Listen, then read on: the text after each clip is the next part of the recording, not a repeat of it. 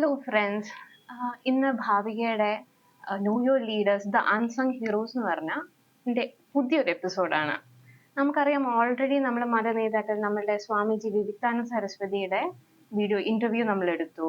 ഇന്ന് നമ്മളുടെ കൂടെ ഉള്ളത് ഒരു സ്പെഷ്യൽ ഗസ്റ്റ് ആണ്, ഡോക്ടർ വി സുഹൈബ് മൗലവി.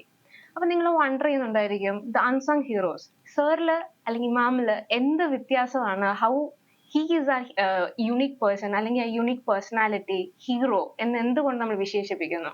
അപ്പൊ ഇതറിയാൻ നിങ്ങൾക്ക് ഇൻട്രസ്റ്റ് ഉണ്ടാവും അല്ലേ? അപ്പൊ നമുക്ക് സാറിന്റെ അടുത്ത് തന്നെ ചോദിച്ചു നോക്കാം. സാറിന്റെ ചൈൽഡ്ഹുഡ് വെച്ച് നമുക്ക് സ്റ്റാർട്ട് ചെയ്യാം. സാറിന്റെ ചൈൽഡ്ഹുഡ് എങ്ങനെയായിരുന്നു? അങ്ങ് മലപ്പുറത്താണ് ജനിച്ചതെന്ന് ഞാൻ മനസ്സിലാക്കുന്നു. ആ സമയത്ത് മലപ്പുറം ഇല്ല, ഡിസ്ട്രിക്ട് ഇല്ല. അങ്ങയുടെ വീട്ടിൽ ആരൊക്കെയുള്ള മലപ്പുറം ജില്ലയ്ക്ക് രൂപീകരിച്ചതിന് ശേഷം തന്നെയാണ് ഉണ്ടായത്? എന്റേത് 31/5/1981. അപ്പൊ സമയമുണ്ട്. അപ്പോ ഞാന് ഹീറോ ഒന്നുമല്ല. നമ്മളിങ്ങനെ ആത്മീയമായ മേഖലയിലും സാമൂഹ്യമായ മേഖലയിലും ഒക്കെ നമ്മളെ കൊണ്ട് സാധ്യമാവുന്ന ലളിതമായ സേവനങ്ങളൊക്കെ ചെയ്തുകൊണ്ടിരിക്കുന്ന, അത് തിരുവനന്തപുരത്തൊക്കെ കേന്ദ്രീകരിച്ച് ചെയ്തുകൊണ്ടിരിക്കുന്ന ഒരു വ്യക്തിയാണ്. അപ്പോ എൻ്റെ ചൈൽഡ്ഹുഡ് എന്ന് പറഞ്ഞാൽ എൻ്റെ നാട്, ഇപ്പോഴും എൻ്റെ നാട് എന്ന് പറയുന്നത് മലപ്പുറം ജില്ലയിലെ അരക്കുപറമ്പ് എന്ന് പറഞ്ഞൊരു പ്രദേശമാണ്. അരക്കുപറമ്പ് പ്രദേശത്തില് പുത്തൂർ എന്ന് പറയുന്ന ഒരു ലൊക്കേഷനിലാണ് എൻ്റെ ഒരു ജനനവും എൻ്റെ ഒരു ജീവിതവും ഒക്കെ അവിടെ നിന്നാണ് തുടങ്ങുന്നത്. ഇപ്പോഴും നമ്മുടെ നാട് എന്ന് പറയുന്നത് അത് തന്നെയാണ്.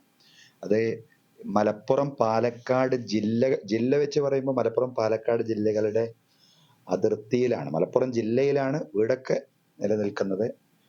പക്ഷെ അങ്ങനെ വരുമ്പോഴും ഞാൻ എൻ്റെ ഒരു LP സ്കൂളും UP സ്കൂളും ഒക്കെ നമ്മുടെ ഗ്രാമത്തിൽ തന്നെ, നമ്മുടെ ഈ പുത്തൂർ എന്ന് പറയുന്ന ഈ ഗ്രാമത്തിൽ തന്നെയാണ് പഠിച്ചത്. അവിടെ GM LP സ്കൂളിൽ പഠിച്ചു. പിന്നെ VPAയും UP സ്കൂളിൽ ആണ് UP സ്കൂൾ പഠിച്ചത്.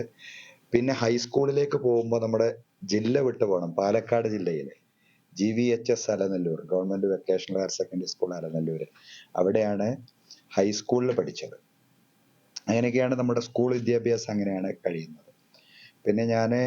പിന്നെ പ്രീ ഡിഗ്രി അത് പ്രീ ഡിഗ്രിയുടെ ലാസ്റ്റ് ബാച്ച് എന്ന് പറയാൻ കഴിയും. അതാണ് എൻ്റെ ഒരു ബാച്ച് എന്ന് പറയുന്നത്. ഞാൻ പ്രീ ഡിഗ്രി പഠിച്ചത്, ഞാൻ അറബിക് കോളേജിലാണ് പഠിച്ചത്. അത് aided Arabic college, Darunnajath Arabic college എന്ന് പറയും. അവിടെ pre degree Arabic special optional എന്ന് പറഞ്ഞിട്ടൊരു കോഴ്സ് ഉണ്ടായിരുന്നു. അതാണ് പഠിച്ചത്. സാധാ പ്രീ ഡിഗ്രി തന്നെ, അതിന്റെ കൂടെ അറബിക് കുറച്ചധികം. കാലിക്കറ്റ് യൂണിവേഴ്സിറ്റി ആ കോഴ്സ് ഒരു 2 വർഷം മാത്രമേ അത് നടത്തിയിട്ടുള്ളൂ എന്നാണ് എൻ്റെ ഒരു ഓർമ്മ. അതിനുശേഷം ഞാൻ മലപ്പുറം ജില്ലയിൽ തന്നെ പെരിന്തൽമണ്ണയിലുള്ള ശാന്തപുരം ഇസ്ലാമിയ കോളേജിലാണ് ഞാൻ എൻ്റെ BA അവിടെയാണ് പഠിച്ചത്. അവിടെ തന്നെയാണ് ഞാൻ PGയും പഠിച്ചത്, ദഅ്വ കോളേജിൽ. അവിടെ നമ്മളിത് പഠിക്കുമ്പോൾ നമ്മൾ അവിടെ BAയും MAയും ഒക്കെ നമ്മൾ പ്രൈവറ്റ് രജിസ്ട്രേഷൻ നടത്തുകയാണ് ചെയ്യുക കാലിക്കറ്റ് യൂണിവേഴ്സിറ്റിയിൽ. മറ്റേ ഇസ്ലാമിക വിഷയങ്ങൾക്ക് കൂടുതൽ ഊന്നൽ നൽകിയിട്ട് നമ്മുടെ ഗവൺമെന്റ് കോഴ്സുകൾ പ്രൈവറ്റ് രജിസ്ട്രേഷൻ നടത്തുകയാണ് ചെയ്യുക. അങ്ങനത്തെ ഒരു രീതിയാണുള്ളത്. BAയും MAയും ഞാൻ കാലിക്കറ്റ് യൂണിവേഴ്സിറ്റിയുടെ അണ്ടറിലാണ്, കാലിക്കറ്റ് യൂണിവേഴ്സിറ്റി കോഴ്സാണ് പഠിച്ചത്. അറബി തന്നെയാണ് പഠിച്ചത്. ഇവിടെ മറ്റേ ഹൈസ്കൂൾ കഴിഞ്ഞതിന് ശേഷം ഏകദേശം എല്ലാം അറബിക്കിൽ കേന്ദ്രീകരിച്ചുകൊണ്ടാണ് നമ്മുടെ കോഴ്സുകളൊക്കെ ഉണ്ടായിട്ടുള്ളത്. അങ്ങനെ നമ്മൾ MA കഴിഞ്ഞതിന്റെ ശേഷം ഞാൻ ഖത്തർ യൂണിവേഴ്സിറ്റിയിൽ പോയിട്ട് ഒരു 5 വർഷം ഒരു ഇസ്ലാമിക് കോഴ്സ് തന്നെ, ഇസ്ലാമിക് ജൂറിസ്പ്രുഡൻസിൽ ശരിയ കോഴ്സിൽ അതിൽ ഒരു ഊന്നി പഠിക്കാനുള്ള ഒരു അവസരം കൂടി ലഭിക്കുകയുണ്ടായി. ഒരു 5 കൊല്ലം പഠിച്ചിട്ടുണ്ട്. ആദ്യം അതിന്റെ ഒരു പ്രൈമറി എന്നുള്ള നിലയ്ക്ക് അറബി ഭാഷയുമായി ബന്ധപ്പെട്ട ഒരു കോഴ്സ് പഠിക്കും. കാരണം അത് അറബിക്കിലായിരിക്കും അവിടെയുള്ള ക്ലാസ്സും കാര്യങ്ങളൊക്കെ. അറബ് സ്റ്റുഡൻസ് ആണ് കാര്യമായിട്ടുണ്ടാവുക.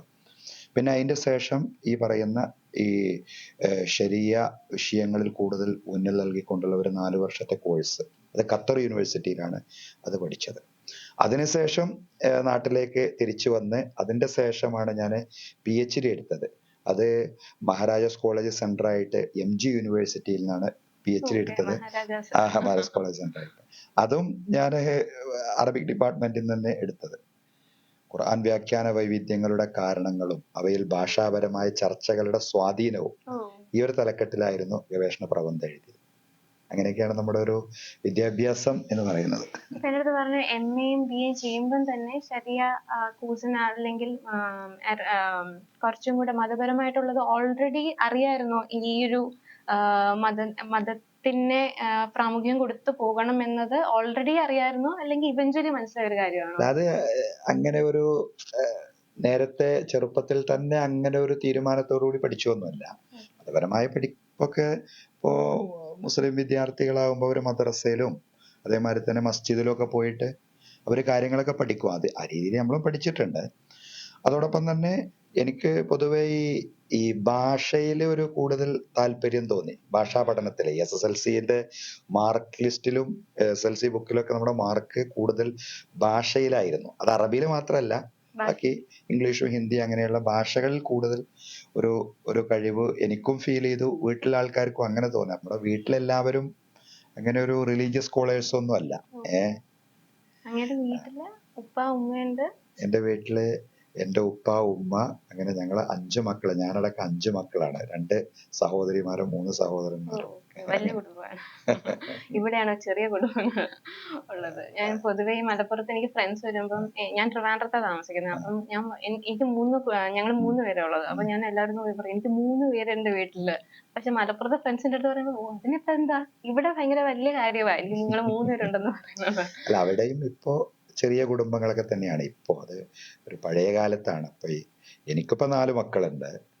പക്ഷെ എന്റെ ജ്യേഷ്ഠനും 4 മക്കളില്ല. എന്റെ ജ്യേഷ്ഠന് 3 മക്കളുള്ളൂ. അപ്പോ അങ്ങനെയാണത്. മറ്റേ ഇപ്പോ എല്ലാ പ്രദേശങ്ങളിലും ചെറിയ കുടുംബം എന്നുള്ള ഒരു കൺസെപ്റ്റിൽ തന്നെയാണ് ആളുകൾ പോകുന്നത്. വലിയൊരു പ്രാരാബ്ദത്തിലേക്ക് ആളുകൾ പോകുന്നില്ല. നമ്മളൊരു മതനേതാവ് അല്ലെങ്കിൽ ഒരു സ്പിരിച്വൽ ലീഡർ എന്നൊക്കെ പറയുമ്പോൾ നമ്മളുടെ ഫസ്റ്റ് നമുക്ക് കിട്ടുന്ന ഇമേജ് എന്ന് പറയുന്നത് ആള് പണ്ട് സ്കൂളിലായിരുന്നപ്പം മിടുക്കരായിരുന്നത് സബ്ജക്ട്സിലും ലാംഗ്വേജസിലൊക്കെ ആയിരിക്കും. സ്പോർട്സിൽ വലിയ മോശമായിരിക്കും, താല്പര്യം കാണത്തില്ല, അങ്ങനെ ഒരു ഇമേജ് ആയിരിക്കും പൊതുവെ ആൾക്കാർക്കുള്ളത്. അങ്ങനെ സ്പോർട്സിനോ അല്ലെങ്കിൽ മ്യൂസിക്, ആർട്ട് അങ്ങനെ എന്തെങ്കിലും ഇൻട്രസ്റ്റ് ഉണ്ടായിരുന്നോ? നമുക്കത് കാണാനൊക്കെ ഒരു ഇൻട്രസ്റ്റ് ഒക്കെ ഉണ്ട്. സ്പോർട്സ് ആണെങ്കിലും അല്ലെങ്കിൽ മ്യൂസിക്കും അത് മറ്റേ പാട്ടൊക്കെ കേൾക്കുക ചെയ്യും. പക്ഷെ അത് നമ്മളൊരു ഗെയിമർ അല്ല. കളിക്കാൻ അതല്ലെങ്കിൽ പാടാൻ കഴിയുന്ന ഒരാളല്ല. അത് ചെറുപ്പത്തിൽ തന്നെ നമ്മുടെ ഈ സംസാരങ്ങള് പ്രസംഗങ്ങള് അതൊക്കെ തന്നെയാണ്. അത് നമ്മുടെ ഒരു വീട്ടിൽ നിന്ന് തന്നെ ഉപ്പയൊക്കെ അങ്ങനെ പഠിപ്പിച്ചിട്ടുള്ള ഒരു ഈ മദ്രസയില് പഴയ കാലത്ത് എന്ന് പറയണതേ ഇപ്പോഴും അങ്ങനെ തന്നെയാണ്. ഈ റബിയുൽ അവ്വൽ കാലത്ത് ഈ നബിദിന പ്രഭാഷണങ്ങൾ, അത് മറ്റേ മദ്രസയിലെ അതിന്റെ മീറ്റിങ്ങുകളൊക്കെ ഉണ്ടാവുമല്ലോ, കുട്ടികളുടെ പരിപാടികളൊക്കെ. അവിടെ നിന്നൊക്കെ നമ്മൾ ഈ പ്രസംഗവും കാര്യമൊക്കെ അവിടെ നിന്നാണ് പഠിക്കുന്നത്. അതിന്റെ ഒരു പ്രാഥമിക പടി എന്ന് പറയുന്നത് അവിടെ നിന്നാണ്. അപ്പൊ കുഞ്ഞിലെ ഒരു പാഷൻ അല്ലെങ്കിൽ ഏറ്റവും ഇൻട്രസ്റ്റ് ഉള്ള കാര്യം എന്ന് ചോദിക്കുവാണെങ്കിൽ അന്ന് എന്തായിരുന്നു കാണും? നമുക്ക് കഴിയുന്ന കാര്യങ്ങൾ ഇതൊക്കെ തന്നെയാണ്. ഇപ്പൊ ചെറുപ്പകാലത്ത് നമ്മൾ essay റൈറ്റിങ്ങിൽ കൂടും, നമുക്ക് കൂടാൻ പറ്റുന്ന അതുപോലെ തന്നെ നമ്മൾ ഈ പറയുന്ന ഈ പ്രസംഗ മത്സരത്തിൽ കൂടും. അങ്ങനെയുള്ള കാര്യങ്ങളിലൊക്കെയാണ് നമുക്ക് ചെറിയ രീതിയിലെങ്കിലും ഒരു മികവ് തെളിയിക്കാൻ പറ്റിയിരുന്നത്. അത് ബാക്കിയുള്ള കാര്യങ്ങളൊക്കെ നമ്മൾ കേൾക്കുകയും കാണുകയും ചെയ്യും, ആസ്വദിക്കും. അത്ര തന്നെയുള്ളൂ. പിന്നെ കുട്ടികളായതുകൊണ്ട് കുസൃതി തരത്തിൽ തല്ല് കിട്ടിയിട്ടുണ്ടോ കുഞ്ഞിലെ? അതൊക്കെ വളരെ നല്ല കുട്ടിയായിരുന്നു, അച്ഛനും അമ്മയും പറയുന്ന അടക്കം ഒതുക്കമുള്ള ഒരു കുട്ടിയായിരുന്നു, അല്ലെങ്കിൽ കുസൃതിത്തരം ഉണ്ടായിരുന്ന ഒരു കുട്ടിയായിരുന്നു? അത് അങ്ങനെ കുസൃതിത്തരം എല്ലാവർക്കും ഉണ്ടാവുമല്ലോ. പക്ഷെ അത് അങ്ങനെ ഒരു വലിയൊരു കുസൃതിത്തരം ഒന്നും എന്റെ ഒരു ഓർമ്മയിലില്ല. ഒരു ഒരു പാവം ഒരു ലളിതനായിട്ട് അങ്ങനെ പോകുന്ന ഒരു അവസ്ഥയായിരുന്നു ഉണ്ടായിരുന്നത്. എന്നാലും ഇപ്പൊ നമ്മുടെ വീട്ടിലൊക്കെ ഇപ്പൊ ഉമ്മാന്റെ അടുത്ത് നിന്നൊക്കെ പഴയ കാലത്തൊക്കെ എന്തായാലും ചെറിയ രീതിയിലൊക്കെ നമുക്ക് എല്ലാവർക്കും എന്താണ് ചെറിയ രീതിയിലൊക്കെ ശിക്ഷകളൊക്കെ കിട്ടിയിട്ടുണ്ടാവുമല്ലോ. ആ രീതിയിലൊക്കെ ഉള്ളു. ചെറിയ ഓക്കെ. സാറിന് ഇഷ്ടപ്പെട്ട സബ്ജക്ട് ലാംഗ്വേജ് തന്നെയായിരുന്നോ?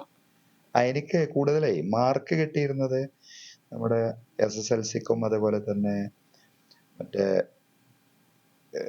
അതിന്റെ മുൻപും ഒക്കെ നമുക്ക് കൂടുതൽ മാർക്ക് കിട്ടിയിരുന്നത് നമുക്ക് ലാംഗ്വേജുകളിൽ, ഭാഷകളിലായിരുന്നു. അതുപോലെ സോഷ്യൽ സയൻസിലും ഉണ്ടായിരുന്നു മാർക്ക്. സയൻസ് മാത്സ് പോലുള്ള വിഷയങ്ങളൊക്കെ നമുക്ക് മാർക്ക് താരതമ്യേന കുറവായിരുന്നു. അതുകൊണ്ട് നമ്മുടെ ഒരു ഇൻട്രസ്റ്റേ നമ്മുടെ ഒരു മാതാപിതാക്കൾ തന്നെ ഈ ഭാഷാപരമായിട്ടുള്ള മേഖലയിലാണ് മനസ്സിലാക്കിയത് കൊണ്ട് കൂടിയാണ് നമ്മൾ ഈ ഭാഷാ പഠനത്തിന്, അത് പിന്നെ അറബി ഭാഷ പഠനത്തിലും പിന്നെ റിലീജിയസ് സ്റ്റഡിയിലും ഒക്കെ അത് കേന്ദ്രീകരിക്കുകയാണ് ചെയ്തത്. അങ്ങിപ്പോ ഒരു ഇമാമാണ്, പാളയം ജുമാ മസ്ജിദിന്റെ ഇമാമാണ്. അപ്പൊ എന്റെ ക്വസ്റ്റ്യൻ, എന്തുകൊണ്ടാണ് ഈ ഒരു പാത്ത് ചൂസ് ചെയ്തത്? ചൂസ് ചെയ്ത് കഴിഞ്ഞപ്പോഴും അതേ ഇൻട്രസ്റ്റ് ഉണ്ട്, അല്ലെങ്കിൽ അതേ താല്പര്യം നിലനിന്ന് പോകുന്നുണ്ടോ? അല്ലെങ്കിൽ ഒരു ബുദ്ധിമുട്ടാണോ? ഇത്ര ആൾക്കാരെ നമ്മൾ പറയുമ്പം, ഇപ്പൊ ആൾക്കാരുടെ അടുത്ത് പറയുമ്പം മെസ്സേജസ് എടുക്കുന്നത് ചിലപ്പം മാറിപ്പോകും, അല്ലെങ്കിൽ ആൾക്കാർ നമ്മൾ പറയുന്ന രീതി മനസ്സിലാക്കാൻ ചാൻസ് കുറവായിരിക്കും. അപ്പൊ എങ്ങനെയാണ് അങ്ങയുടെ ഒരു ജേർണി? നമ്മുടെ ഈ ഇമാമ് അതല്ലെങ്കിൽ ഈ ആത്മീയ രംഗത്തുള്ള ഈ നേതൃത്വങ്ങൾ എന്നൊക്കെ പറയണതേ, എനിക്കത് മനസ്സിലായിട്ടുള്ളത്, നമ്മുടെ ഒരു ജീവിതാനുഭവത്തിൽ നിന്ന് മനസ്സിലായിട്ടുള്ളത്, നമ്മൾ അതിങ്ങനെ എയിം ചെയ്ത് വരുന്നൊരു സംഗതിയല്ല. നമ്മള് എന്താണ്, നമ്മളൊക്കെ നമുക്ക് ഓരോ നിശ്ചയങ്ങൾ, ദൈവികമായിട്ടുള്ള ഒരു ദൈവം തമ്പുരാന്റെ ഓരോ തീരുമാനങ്ങൾ ഉണ്ടാവുമല്ലോ. നമ്മളൊക്കെ ഏത് വഴിയിലൂടെയൊക്കെ പോകണം, നമ്മുടെ ജീവിതത്തിൽ എന്തൊക്കെ ഉത്തരവാദിത്തങ്ങൾ നമ്മൾ നിർവഹിക്കണമെന്ന് ദൈവം തമ്പുരാൻ നേരത്തെ തന്നെ തീരുമാനിച്ചിട്ടുണ്ട് എന്നുള്ളതാണ് പൊതുവെ ഈ അങ്ങനെ ഒരു വിശ്വാസമാണല്ലോ ഈ മതത്തിന്റെ ഒരു ബേസിക്കലായിട്ടുള്ള വിശ്വാസം. ഏത് മതത്തിന്റെയും അങ്ങനെ തന്നെയാണെന്ന് ഞാൻ മനസ്സിലാക്കുന്നത്.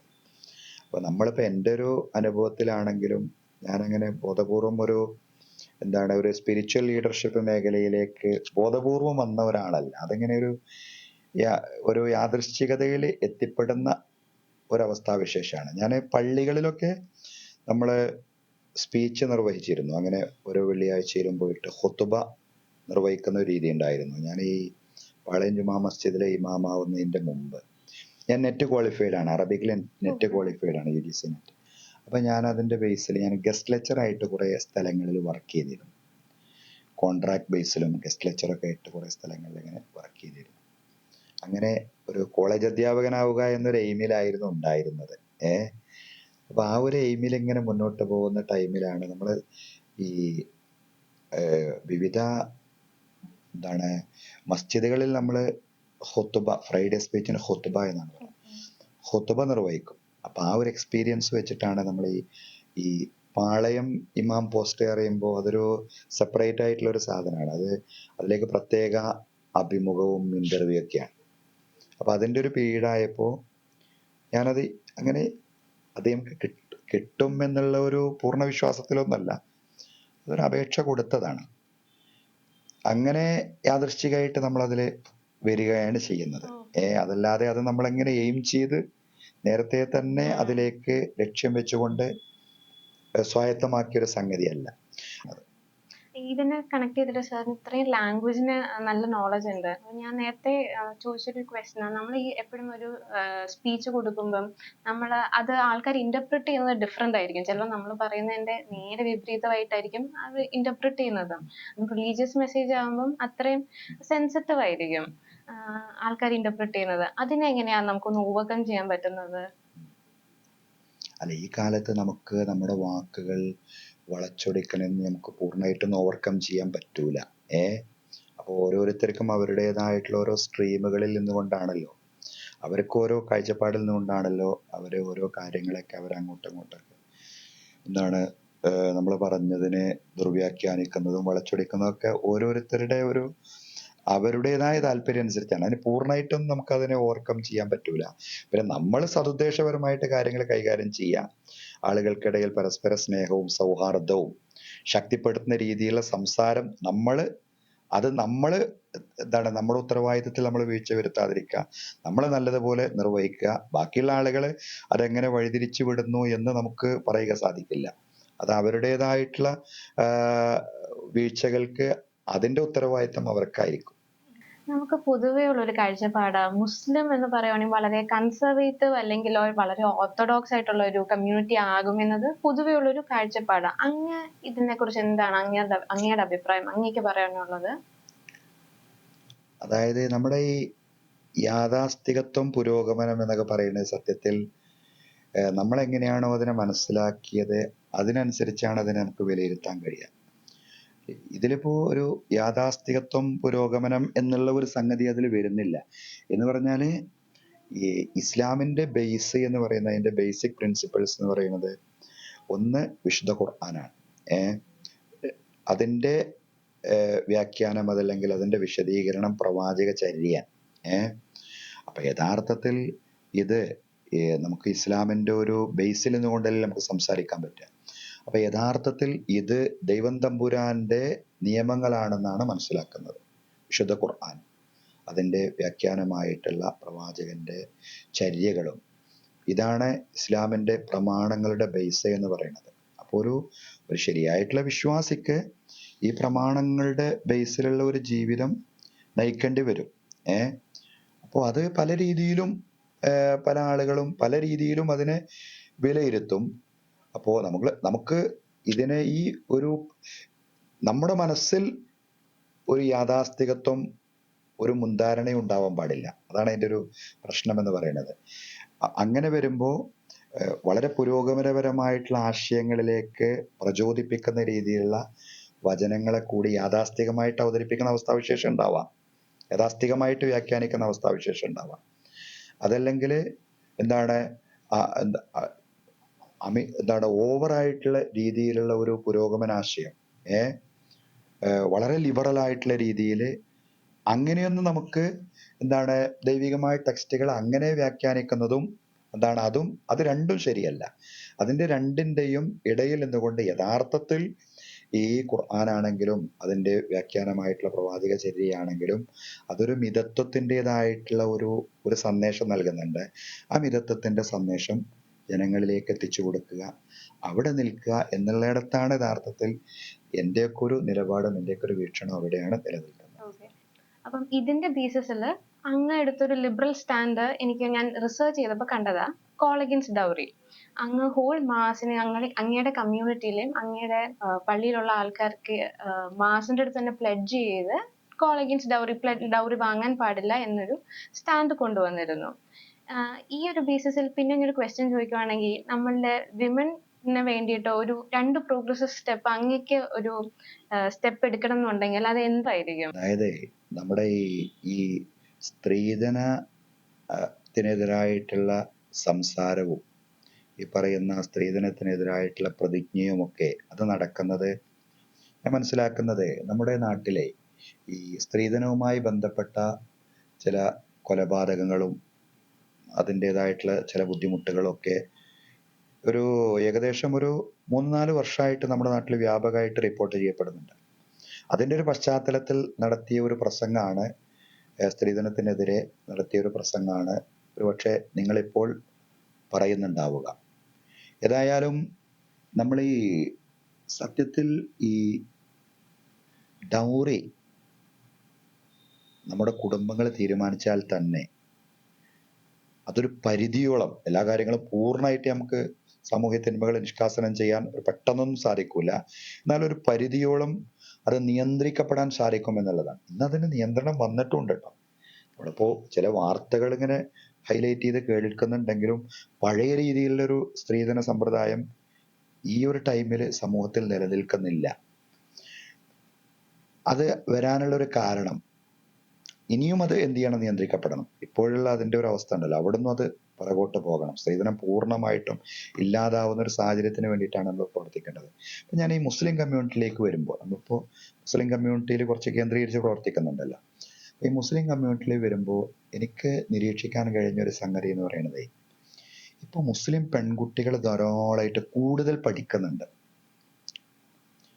മുസ്ലിം പെൺകുട്ടികൾ മാത്രമല്ല, പെൺകുട്ടികൾ തന്നെ കൂടുതൽ പഠിക്കുന്നുണ്ട്. ഇപ്പൊ നമ്മളിപ്പോ പണ്ടൊക്കെ വുമൻസ് കോളേജ് എന്ന് പറയുന്നിടത്ത് അവിടെയാണ് നമ്മൾ പെൺകുട്ടികളെ കൂടുതലായിട്ട് കാണുന്നത്. പക്ഷെ ഇപ്പോ സാധാരണ ഒരു ആർട്സ് ആൻഡ് സയൻസ് കോളേജിൽ ചെന്നാലും പെൺകുട്ടികളാണല്ലോ കൂടുതൽ പഠിക്കുന്നത്. അപ്പൊ പെൺകുട്ടികൾ കൂടുതൽ പഠിക്കുമ്പോൾ അത് ഇത്തരം ദുരാചാരങ്ങൾ ഇല്ലായ്മ ചെയ്യാൻ അതൊരു വലിയൊരു നിമിത്തമായിട്ട് അത് മാറും.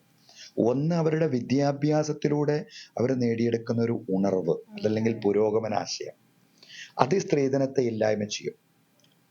അതല്ലെങ്കിൽ അതിലൂടെ ഇല്ലായ്മ ചെയ്യാൻ അവർക്ക് തന്നെ സാധിക്കും. ഒന്നാമത്തെ കാര്യം അതാണ്. അവരുടെ വിദ്യാഭ്യാസം, അവർ പഠിച്ച അറിവുകൾ, ആ അറിവുകൾക്കെതിരാണ് ഈ ഡൗറി എന്ന് പറയുന്ന ആശയം. അങ്ങനെ അവരതിനെതിരെ പ്രവർത്തിക്കാം. രണ്ടാമത്തെ സംഗതി എന്ന് പറയുന്നത്, പെൺകുട്ടികളെ താരതമ്യം ചെയ്യുമ്പോൾ ആൺകുട്ടികൾ അത്രക്കും പഠിക്കുന്നില്ല. പെൺകുട്ടികൾ കുറച്ചും കൂടി ഒരു ജോലി സാധ്യതകൾ തേടി പോകുന്നുണ്ട്. അതുകൊണ്ട് ഒട്ടും പഠിക്കുന്നില്ല എന്ന് പറഞ്ഞുകൂടാ. പക്ഷെ പെൺകുട്ടികൾ താരതമ്യം ചെയ്യുമ്പോൾ പഠന മേഖലയിലേക്ക്, അക്കാദമിക മേഖലയിലേക്ക് ആൺകുട്ടികൾ അത്ര കൂടുതലായിട്ട് വന്നിട്ടില്ല. അപ്പൊ അങ്ങനെ വരുമ്പോ ഈ പെൺകുട്ടികൾക്ക് അനുയോജ്യരായപ്പോൾ അവരുടെ അതേ വിദ്യാഭ്യാസ യോഗ്യതകളുള്ള ആളുകളല്ല പലപ്പോഴും അവരെ വിവാഹം ചെയ്യാൻ വേണ്ടി വരുന്നത്. ചിലർക്കൊക്കെ ആ സെയിം ക്വാളിഫിക്കേഷനിലുള്ള ആളുകളെ വിവാഹം ചെയ്യാൻ സാധിച്ചേക്കുന്നത് പലപ്പോഴും. അപ്പോൾ ഇങ്ങനെയുള്ള അവരെക്കാൾ വിദ്യാഭ്യാസപരമായിട്ടൊക്കെ താഴ്ന്നൊരവസ്ഥയിൽ ഉള്ള ഒരാൾ വിവാഹം ചെയ്യാൻ വരുമ്പോൾ അയാൾക്ക് ഒരിക്കലും തന്നെ എന്താണ്, അയാൾക്ക് എന്നാൽ ആർക്കും സ്ത്രീധനം ചോദിക്കാനുള്ള അവകാശമല്ലല്ലോ. അപ്പോ ഈ പെൺകുട്ടി എന്താണ് പറയാണ്, അതല്ലെങ്കിൽ തീരുമാനിക്കാണ്, സ്ത്രീധനം കൊടുത്തുകൊണ്ട് എന്നെ വിവാഹം കഴിക്കണ്ട എന്ന് തീരുമാനിച്ചാൽ ഇവിടെ പലപ്പോഴും ആൺകുട്ടികൾക്ക് ഇണകളെ കിട്ടാതെ അവർ പ്രയാസപ്പെടുന്ന അങ്ങനത്തെ ആൺകുട്ടികളൊക്കെ കുറഞ്ഞുകൊണ്ടിരിക്കുകയാണ്. അങ്ങനെ ഡൗറി ചോദിക്കുന്ന ആണുങ്ങളൊക്കെ കുറഞ്ഞുകൊണ്ടിരിക്കുകയാണ്. പക്ഷേ പെൺകുട്ടികൾ തീരുമാനിക്കുകയാണ്, എന്താ ഡൗറി കൊടുത്തുകൊണ്ട് എൻ്റെ കല്യാണം വേണ്ട, ഡൗറി ചോദിക്കാത്ത ഒരാൾക്ക് എന്നെ വിവാഹം ചെയ്താൽ മതി, അതല്ലെങ്കിൽ അങ്ങനെയുള്ള ഒരാളെ ഞാൻ വിവാഹം ചെയ്യുള്ളൂ എന്ന് തീരുമാനിച്ചാൽ അവിടെ പെൺകുടുംബമല്ല, അല്ലെങ്കിൽ പെൺകുട്ടിയുടെ കുടുംബമല്ല, ആൺകുട്ടിയുടെ കുടുംബമാണ് പ്രയാസപ്പെടുക. അപ്പൊ ഇത്തരം നല്ല തീരുമാനങ്ങളൊക്കെ പെൺകുട്ടികളുടെ ഭാഗത്ത് നിന്ന് വന്നാൽ ഞാൻ പഠിച്ച അറിവിനെതിരാണ്. അതാണ് ഒന്നാമത്തെ കാര്യം. രണ്ടാമത്തേത്, ഈ ഡൗറി ചോദിക്കുന്ന ഒരാളെന്നെ വിവാഹം ചെയ്യണ്ട എന്നുള്ള ഒരു സുനിശ്ചിതമായിട്ടുള്ള ഒരു തീരുമാനത്തിലേക്ക് പെൺകുട്ടികൾ വന്നാൽ താരതമ്യേന അതിങ്ങോട്ട് ഇല്ലാതെയാവും സ്ത്രീധനം. കാരണം അങ്ങനെ അവർക്ക് എന്താണ്, അവരുടെ വിവാഹം തന്നെ അവർക്ക് നടത്താൻ പറ്റാത്ത, പുരുഷന്മാർക്ക് അവർക്ക് വിവാഹ ജീവിതത്തിലേക്ക് എത്തിപ്പെടാൻ പറ്റാത്തൊരവസ്ഥ ഉണ്ടാവും. അതുകൊണ്ട് തീർച്ചയായിട്ടും നിങ്ങൾ പറഞ്ഞതുപോലെ പെൺകുട്ടികളുടെ പ്ലഡ്ജിനൊക്കെ വലിയ വിലയുണ്ട് ഈ കാലത്ത്. അതെ അതെ, സ്ത്രീ എന്ന് തന്നെയാണ് ധനം, നമ്മൾ നോ പറയാൻ പഠിക്കണം. 1969 മലപ്പുറം ഡിസ്ട്രിക്ട് ഫോം ചെയ്യുന്നു. ഇന്ന് നമ്മൾ നോക്കുമ്പോൾ മലപ്പുറം എന്ന് പറയുന്നത് ബാക്കി ഡിസ്ട്രിക്റ്റിനെ വെച്ച് കമ്പയർ ചെയ്യുമ്പോൾ നല്ലോണം ഡെവലപ്പ് ചെയ്തിട്ടുണ്ട്. പക്ഷെ എന്നാലും എഡ്യൂക്കേഷനിലെ ഡെവലപ്മെന്റ് ഉണ്ടോ എന്നൊരു ക്വസ്റ്റ്യൻ വരുന്നു. കാരണം ഈ പട്ടത്തെ +1 അലോക്കേഷനിൽ 7478 7000 സീറ്റുകളുടെ കുറവുകൾ വന്നു. അപ്പൊ മലപ്പുറത്തെ ഡെവലപ്മെന്റിന്റെ അകത്ത് എഡ്യൂക്കേഷനിൽ പോരായ്മ ഉണ്ട് എന്നതാണോ ഇത് സൂചിപ്പിക്കുന്നത്, അല്ലെങ്കിൽ വേറെ എന്തെങ്കിലും വീഴ്ചകൾ നടന്നതാണോ? അല്ല, അവിടെ എൻ്റെ ഒരു ജന്മനാടാണല്ലോ, എൻ്റെ നാടും മലപ്പുറം ജില്ല തന്നെയാണ്. എൻ്റെ പ്രവർത്തന മേഖല തിരുവനന്തപുരത്താണെങ്കിലും എൻ്റെ നാടും എൻ്റെ ജന്മനാടൊക്കെ മലപ്പുറം ജില്ല തന്നെയാണ്. മലബാർ മൊത്തത്തിൽ വേണമെങ്കിൽ പറയാം, ഈ +2 സീറ്റുകളുടെ ഒരു കുറവുണ്ട്, അതൊരു വസ്തുതയാണ്. അതിൻ്റെ ഒരു പ്രധാനപ്പെട്ട കാരണം നമ്മൾ ഇതുവരെ പറഞ്ഞൊരു സംഗതി ഉണ്ട്. അതായത് കുട്ടികളൊക്കെ കൂടുതൽ പഠിക്കാൻ തുടങ്ങിയ ഒരു കാലാണ്. ഏറ്റവും കൂടുതൽ A+ കിട്ടുന്ന ജില്ല എന്ന് പറയുന്നത് ഈ മലപ്പുറം ജില്ലയായിട്ട് ഇങ്ങനെ ഈ അടുത്ത കാലത്ത് റിപ്പോർട്ട് ചെയ്യപ്പെടുന്നുണ്ടല്ലോ. അപ്പൊ കുട്ടികൾ കൂടുതൽ പഠിക്കാൻ തുടങ്ങി. കുട്ടികൾ കൂടുതൽ പഠിക്കുമ്പോൾ അതിനനുസരിച്ചുള്ള ഒരു സീറ്റ് ഈ വിശേഷിച്ചും +2-ന് ഹയർ സെക്കൻഡറിക്ക് അതിനനുസരിച്ചുള്ള ഒരു സീറ്റ് അവൈലബിലിറ്റി, സീറ്റ് ലഭ്യത അവിടെ ഇല്ല എന്നുള്ളതാണ്. അത് നമ്മൾ പരിഹരിക്കപ്പെടേണ്ടുന്ന ഒരു പ്രശ്നമായിട്ട് തന്നെയാണ് നമ്മളത് മനസ്സിലാക്കേണ്ടത്. കാരണം ഈ നമ്മുടെ നാടിന്റെ വികസനം എന്ന് പറഞ്ഞാൽ എല്ലാ പ്രദേശങ്ങളും ഒരുപോലെ വികസിക്കുമ്പോഴാണ് നമ്മുടെ നാട് വികസിക്കുന്നത്. എല്ലാ വിഭാഗങ്ങളും ഒരുപോലെ എന്താണ് വികസിക്കുമ്പോഴും പുരോഗതിപ്പെടുമ്പോഴുമാണ് നാടില് വികസനം ഉണ്ടാവുന്നത്. അപ്പോൾ ഈ അടുത്ത കാലത്ത് വിദ്യാഭ്യാസ മേഖലയിൽ വലിയൊരു വിപ്ലവം, കുട്ടികൾ കൂടുതൽ പഠിക്കാൻ തുടങ്ങുകയും വിദ്യാഭ്യാസപരമായ ഉണർവ് നേടുകയും ഒക്കെ ചെയ്ത ഒരു സാഹചര്യത്തിൽ ആ വിദ്യാഭ്യാസ വിപ്ലവത്തിനനുസരിച്ചുള്ള സീറ്റ് ലഭ്യമല്ലാത്തൊരു സാഹചര്യം ഉണ്ടാവുമ്പോൾ അതോടൊപ്പം തന്നെ തെക്കൻ ജില്ലകളിൽ കൂടുതൽ സീറ്റ് ഉണ്ട് എന്നുള്ളതാണ് കേൾക്കുന്നത്. അപ്പൊ അതൊരു ബാലൻസിങ് വേണം. ഒരു ബാലൻസിങ്ങിലേക്ക് എത്തിപ്പെടാൻ നമ്മുടെ സാമൂഹ്യ രംഗത്തുള്ള ആളുകൾക്കും രാഷ്ട്രീയ രംഗത്തുള്ള ആളുകൾക്കും ജനപ്രതിനിധികളായ ആളുകളും മന്ത്രിമാരും ഒക്കെ ചേർന്നുകൊണ്ട് ഒരു സന്തുലിതാവസ്ഥയിലേക്ക് കൊണ്ടുവരാൻ സാധിക്കണം. ഇവിടെ മലപ്പുറത്ത് നമ്മൾ പറഞ്ഞതുപോലെ ഈ +2 മേഖലയിൽ സീറ്റ് കുറവുണ്ടെങ്കിൽ ആ സീറ്റ് കൂടുതൽ അമിതമാവണ്ട, പക്ഷെ ആവശ്യമായ സീറ്റെങ്കിലും ലഭിക്കുന്ന ഒരു അവസ്ഥാവിശേഷം ഉണ്ടാവണം. അതെ, അപ്പം കുട്ടികൾക്ക് ഇനിയും സീറ്റുകൾ വരട്ടെ, പഠിക്കട്ടെ, അങ്ങ് പറഞ്ഞ പോലെ അതാണല്ലോ ഒരു liberal and progressive mind set എന്ന് പറയുന്നത്, എഡ്യൂക്കേഷൻ എന്നതാണല്ലോ. പൊങ്കാല നടക്കുമ്പോൾ ഞാൻ ഭയങ്കരമായിട്ട് ബ്രാഗ് ചെയ്യുന്നത്, ഭയങ്കര സന്തോഷത്തോടെ പറയുന്ന ഒരു കാര്യമാണ്. പാളയത്ത് ആ സെന്ററിൽ തന്നെ ഓപ്പോസിറ്റ് പള്ളിയുണ്ട്, ക്രിസ്ത്യൻ പള്ളിയുണ്ട്, അപ്പുറവും ഇപ്പുറവും ഗണപതി ക്ഷേത്രമുണ്ട്, ജുമാ മസ്ജിദും ഉണ്ട്. ഏത് ഫ്രണ്ട് വന്നാലും ഞാൻ പറയും ഇവിടെ മതസൗഹൃദത്തിന്റെ ഏറ്റവും നല്ല എക്സാമ്പിൾ പൊങ്കാല വരുമ്പോഴാണ്. പൊങ്കാല വരുമ്പോൾ ഭക്തജനർക്ക് ഹൈന്ദവ ജനതയ്ക്ക് പള്ളിയായാലും മുസ്ലിം പള്ളിയായാലും ക്രിസ്ത്യൻ പള്ളിയായാലും നമ്മളന്ന് തുറന്നു കൊടുക്കുകയും ചെയ്യും. അന്ന് അവരെ വിശ്വാസികൾ പോകുന്നത് വരെ നമ്മൾ അവർക്ക് വേണ്ടിയിട്ട് വെള്ളമാണേലും ഫുഡാണേലും എല്ലാം നമ്മൾ പ്രൊവൈഡ് ചെയ്യും. ഇങ്ങനെ ഒരു എക്സാമ്പിൾ എനിക്ക് ട്രിവാൻഡ്രത്ത് അല്ലാതെ വേറെ എവിടെയും ഇത്രയും സെലിബ്രേറ്റ് ചെയ്യുന്നത് ഞാൻ വേറെ കാണുന്നത് ഭയങ്കര കുറവാണ്. ഇപ്പം വേൾഡ് വൈഡ് എടുത്താലും കുറവാ, ഇന്ത്യ എടുക്കുമ്പോഴും കുറവാ, കേരളത്തിന്റെ മറ്റു ജില്ലകളിലും ഭയങ്കര കുറവാ. അപ്പം അങ്ങ് പാളയം ജുമാ മസ്ജിദിന്റെ ഇമാമാണ്. അങ്ങ് ഇതിന്റെ ഈ ഒരു എക്സാമ്പിൾ നമുക്ക് വേറൊരിടത്ത് എന്തുകൊണ്ട് നമുക്ക് കാണിക്കാൻ പറ്റുന്നില്ല, വേറൊരിടത്ത് ആൾക്കാര് എന്തുകൊണ്ട് ഏറ്റെടുക്കുന്നില്ല, ഇവിടെ എന്തുകൊണ്ട് അത് നടക്കുന്നു? നമ്മുടെ ഈ പാളയത്തിന്റെ ഏറ്റവും വലിയ പ്രത്യേകത എന്ന് പറയുന്നത്, ഈ പാളയം മൊത്തത്തില് കേരളത്തിൽ മാത്രമല്ല ലോകത്തിലെ തന്നെ ശ്രദ്ധിക്കപ്പെടുന്നത് ഈ ഒരു മതസൗഹാർദ്ദം കൊണ്ടാണ്. ഈ ജുമാ മസ്ജിദും അതിനോട് ചാരി നിൽക്കുന്ന ഗണപതി ക്ഷേത്രവും അതിന്റെ രണ്ടിന്റെയും അഭിമുഖമായിട്ട് അതിൽ മുഖാമുഖം നിൽക്കുന്ന ചർച്ചും, ഇതിന്റെ ബാക്കിൽ ഒരു ചർച്ചുണ്ട്. ഈ സ്ഥാപനങ്ങളെല്ലാം, ഈ മത സ്ഥാപനങ്ങൾ അതല്ലെങ്കിൽ ദേവാലയങ്ങളെല്ലാം ഒരുമിച്ച് തോളോട് തോൾ ചേർന്ന് നിൽക്കുന്നു എന്നുള്ളതാണ് നമ്മുടെ ഈ പാളയത്തിന്റെ അതല്ലെങ്കിൽ തിരുവനന്തപുരത്തിന്റെ ഏറ്റവും വലിയ സൗഹൃദം എന്ന് പറയുന്നത്. ഏറ്റവും വലിയ കാഴ്ച അതാണ്. അപ്പൊ ഈ ആറ്റുകാൽ പൊങ്കാല സത്യം പറഞ്ഞാല് അത് ഈ നഗരത്തിന്റെ ഒരു ഉത്സവമായിട്ട് മാറിയിരിക്കുകയാണ്. ഇവിടെ ഈ തിരുവനന്തപുരത്തുള്ള ഈ പറയുന്ന മസ്ജിദിന്റെ ആൾക്കാരാണെങ്കിലും അതിന്റെ കമ്മിറ്റി ആളുകളാണെങ്കിലും അതുപോലെ തന്നെ ചർച്ചിന്റെ ഭാരവാഹികളും അതുപോലെ തന്നെ അവിടുത്തെ ഫാദർ അടക്കമുള്ള ആളുകൾ എല്ലാവരും സത്യം പറഞ്ഞാല് ഈ ആളുകളെ ആതിഥേയരാണ്. ഇവരൊക്കെ ആതിഥേയരാണ്. അതിഥികളായിട്ട് കുറെ ഭക്തജനങ്ങൾ, സ്ത്രീകൾ ഇങ്ങനെ കേരളത്തിന്റെ മുക്കുമൂലകളിൽ നിന്ന് നമ്മുടെ തിരുവനന്തപുരം നഗരത്തിലേക്ക് വരുമ്പോഴേ അവരെ സ്വീകരിക്കുന്ന ആതിഥേയർ എന്നുള്ള ഒരു പരിഗണനയാണ് സത്യത്തിൽ നമ്മുടെ ഈ മസ്ജിദിന്റെയും അതുപോലെ തന്നെ ചർച്ചിന്റെയും ഒക്കെ ആളുകൾക്ക്. ആ ഒരു പരിഗണനയല്ല, ആ ഒരു ഉത്തരവാദിത്തമാണ് അവർക്ക് നിർവഹിക്കാനുള്ളത്. അതാണ് നമ്മൾ ഈ പൊങ്കാലന്റെ ടൈമിൽ കാണുന്നത്. പൊങ്കാലന്റെ ടൈമില് കഴിഞ്ഞ വർഷം അതിന്റെ മുമ്പത്തെ വർഷമൊക്കെ ഈ മസ്ജിദില് നിങ്ങൾ പറഞ്ഞതുപോലെ ഈ പൊങ്കാലയ്ക്ക് വരുന്ന സ്ത്രീകൾക്ക് അവിടെ അവർക്ക് വിശ്രമിക്കാൻ വേണ്ടി മസ്ജിദിന്റെ കമ്മ്യൂണിറ്റിക്കാള് സൗകര്യം ചെയ്തു കൊടുത്തു. ചർച്ചിലും അതിനേക്കാൾ നല്ല രീതിയിൽ സൗകര്യം ചെയ്തിട്ടുണ്ടെന്നാണ് എനിക്ക് മനസ്സിലാവുന്നത്.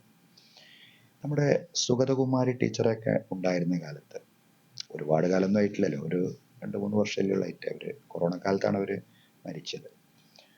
അവരുണ്ടായിരുന്ന കാലത്ത് ഈ ചർച്ചില് ഈ സൂസൈപ്പാക്യം തിരുമേനി, സുഗതകുമാരി ടീച്ചറ്, അതുപോലെ തന്നെ പാളയത്ത് ഇമാമും എല്ലാവരും ചേർന്ന് പാളയത്ത് വെച്ചിട്ട് മോരുവെള്ളം വിതരണം ചെയ്യുന്ന ഒരു രീതി ഉണ്ടായിരുന്നു. മോരുവെള്ളം കൊടുക്കും ഈ പൊങ്കാലയ്ക്ക് വരുന്ന സ്ത്രീകൾക്ക്.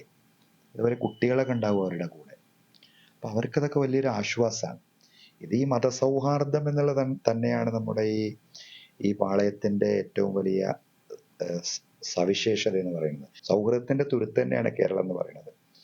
അപ്പൊ അത് വിവിധ സ്ഥലങ്ങൾ, വിവിധ ഗ്രാമങ്ങളില്, വിവിധ പ്രദേശങ്ങളിലൊക്കെ ഇങ്ങനെ ഈ പറയുന്ന രീതിയിൽ തന്നെ മസ്ജിദും അതുപോലെ തന്നെ ക്ഷേത്രവും ചർച്ചൊക്കെ അടുത്തടുത്ത് നിൽക്കുന്ന, ഇതുപോലെ അടുത്ത് നിൽക്കുന്ന, ഈ പാളയത്തിന്റെ പ്രത്യേകത എന്ന് പറഞ്ഞാൽ ഒരു ചുമരാണല്ലോ. ക്ഷേത്രത്തിനും പള്ളിക്കും മസ്ജിദിനും ഒരു ചുമരാണുള്ളത്. അതുപോലെ ഒരു പക്ഷെ ഉണ്ടായിക്കൊള്ളുന്നില്ല. പക്ഷെ അടുത്തടുത്ത് നിൽക്കുകയും കൊടുക്കൽ വാങ്ങലുകൾ, അതുപോലെ തന്നെ എല്ലാ അവസരങ്ങളിലും വിശേഷ അവസരങ്ങളിലൊക്കെയുള്ള പരസ്പരമുള്ള പങ്കാളിത്തം, ഇതൊക്കെയുള്ള നിരവധി ദേവാലയങ്ങളും നിരവധി മസ്ജിദ് ക്ഷേത്ര കമ്മിറ്റികളൊക്കെ സൗഹൃദത്തോടു കൂടി മുന്നോട്ട് പോകുന്ന നിരവധി സംവിധാനങ്ങൾ നമ്മുടെ കേരളത്തിൽ ഉടനീളമുണ്ട്. പ്രശ്നങ്ങൾ നടക്കുന്ന സ്ഥലങ്ങൾ വളരെ കുറവാണ് എന്ന രീതിയിൽ തന്നെയാണ് നമ്മൾ മനസ്സിലാക്കേണ്ടത്.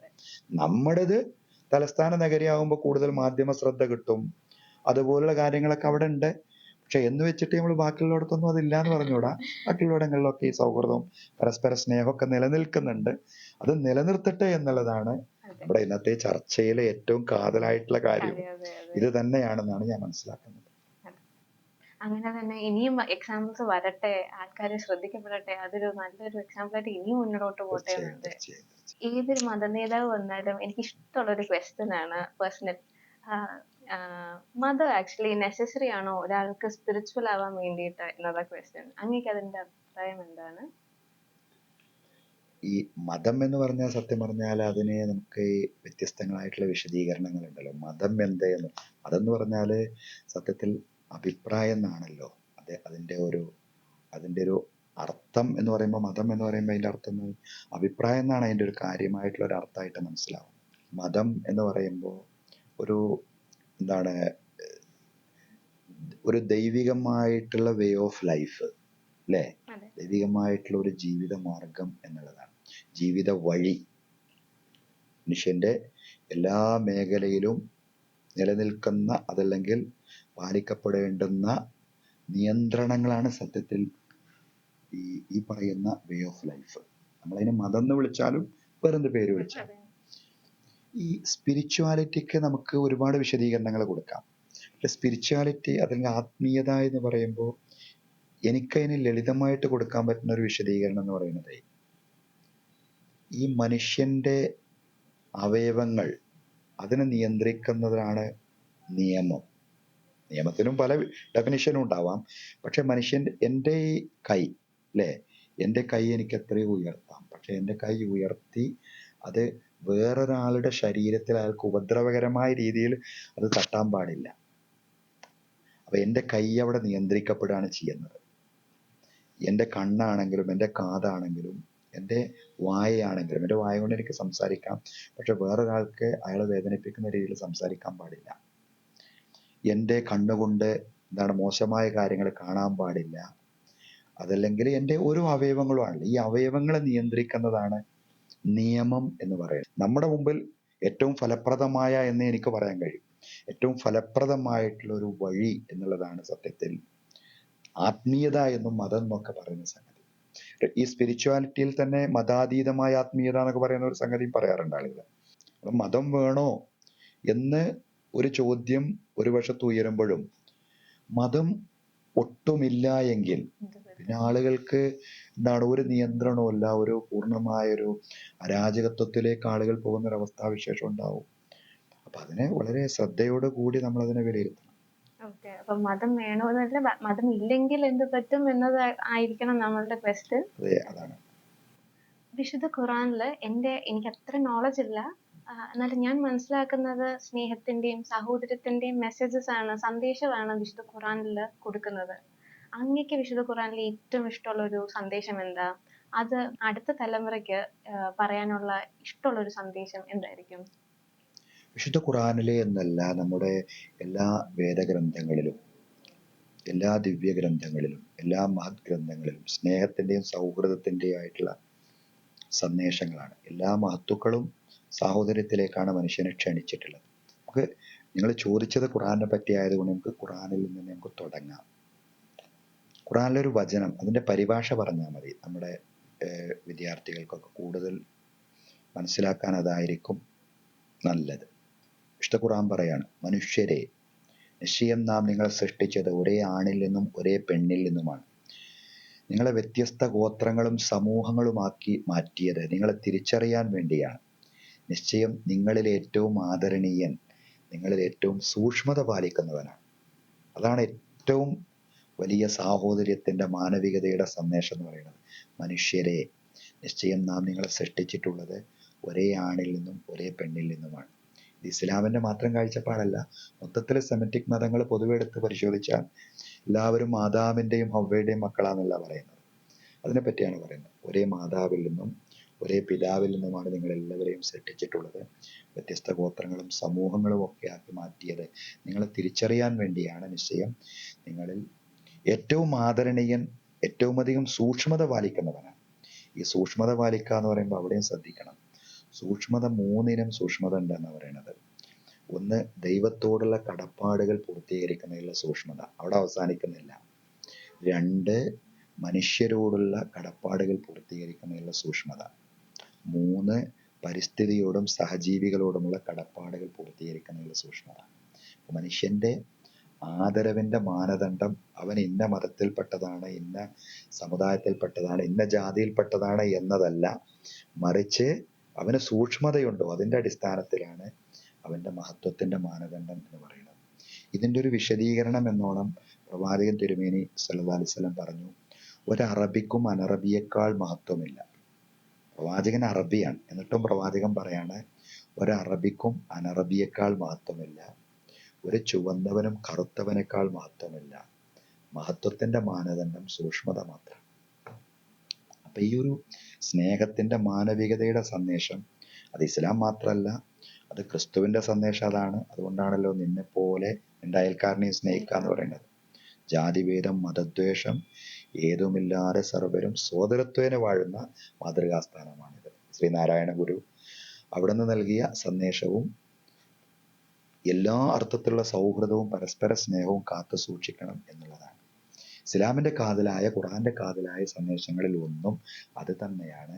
ഈ സൗഹൃദവും ഈ സാഹോദര്യവും കാത്തു സൂക്ഷിക്കുകയും നിർഭയത്വവും സമാധാനത്തിലും അധിഷ്ഠിതമായ ഒരു സമൂഹത്തെ, സുഭിക്ഷതയിലും അധിഷ്ഠിതമായ ഒരു സമൂഹത്തെ കെട്ടിപ്പടുക്കാൻ ജാതിമത വ്യത്യാസങ്ങളില്ലാതെ എല്ലാവരും ഒരുമിച്ച് പ്രവർത്തിക്കുകയും ചെയ്യുക എന്നുള്ളതാണ് നമ്മുടെ തലമുറകൾക്ക് നമ്മൾ പകർന്നു നൽകേണ്ടുന്ന സന്ദേശം എന്ന് പറയുന്നത്. നമ്മൾ ഒന്നാണ്, നമുക്ക് കമ്മിറ്റ്മെന്റ് വെക്കണം. അതായത് ദൈവത്തിനോടാണെങ്കിലും നമ്മുടെ സഹജീവികളോടാണെങ്കിലും നമ്മുടെ എൻവയൺമെന്റിനോടും കമ്മിറ്റ്മെന്റ് വെക്കണം എന്നാണ് ഇമാം പറഞ്ഞ ആ സന്ദേശം. എനിക്കത് വളരെ ഒത്തിരി ഇഷ്ടപ്പെട്ട ഒരു സന്ദേശമാണ്. ഇത്രയും നല്ലൊരു ഇന്റർവ്യൂ നടത്തിയതിന് ഇമാം വളരെ നന്ദിയുണ്ട്. അങ്ങയുടെ വിലപ്പെട്ട സമയം ഞങ്ങൾക്ക് വേണ്ടി മാറ്റി വെച്ചതിന് ഒത്തിരി നന്ദിയുണ്ട്.